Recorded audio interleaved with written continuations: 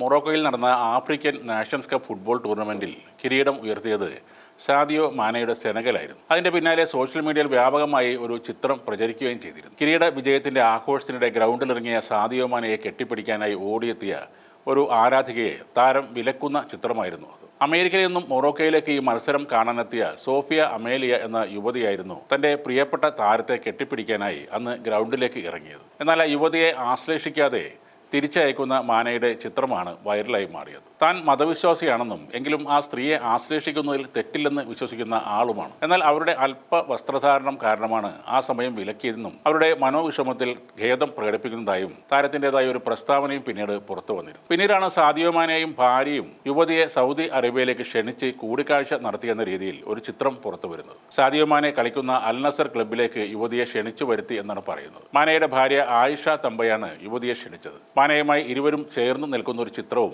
വ്യാപകമായി പ്രചരിച്ചിരുന്നു. എന്നാൽ ഇത് വ്യാജമാണെന്നാണ് പറയുന്നത്. AI വഴി നിർമ്മിച്ചതാണ് ഈ ചിത്രം. ചിത്രത്തിൽ അൽ നസർ ജേഴ്സിയിലാണ് മാനയുടെ ഭാര്യയുള്ളത്. അവർ ഗർഭിണിയാണെന്നുള്ളത് ആ ചിത്രത്തിൽ കാണാം. എന്നാൽ മാനയുടെ ഭാര്യ ഗർഭിണിയായിരിക്കുന്ന സമയത്തെ, അതായത് കഴിഞ്ഞ വർഷത്തെ ചിത്രമാണ് ഇവിടെ ഉപയോഗിച്ചിരിക്കുന്നത്. ആഫ്കോൺ കിരീട വിജയത്തിന് ശേഷം കുഞ്ഞിനും മാനയ്ക്കുമൊപ്പമുള്ള ഇവരുടെ കുടുംബചിത്രം അടുത്തിടെ പുറത്തു വന്നിരുന്നു. അതേപോലെ ഈ ആരാധികയുമായി കൂടിക്കാഴ്ച നടന്നുവെന്ന വാർത്തയിൽ മാനയോ അൽ നസർ ക്ലബ്ബോ ഇതുവരെ പ്രതികരിച്ചിട്ടുമില്ല. സാധാരണ ഫുട്ബോൾ താരങ്ങളിൽ നിന്നും ഏറെ വ്യത്യസ്തനാണ് സാദിയോ മാനെ.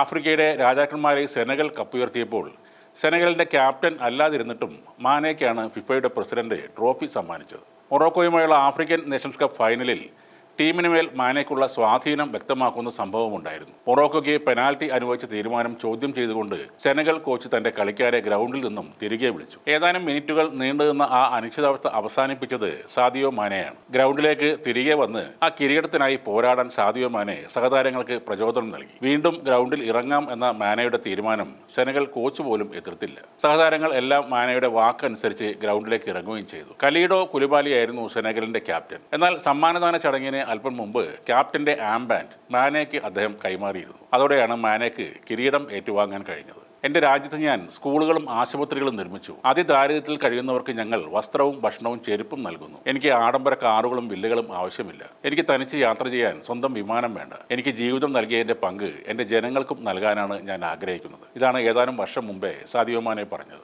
മാനെ സെനഗലിനായി ഒരിക്കൽ കൂടെ കിരീടം ഉയർത്തുമ്പോൾ ആ രാജ്യം മുഴുവൻ അയാളുടെ കൂടെയാണ്.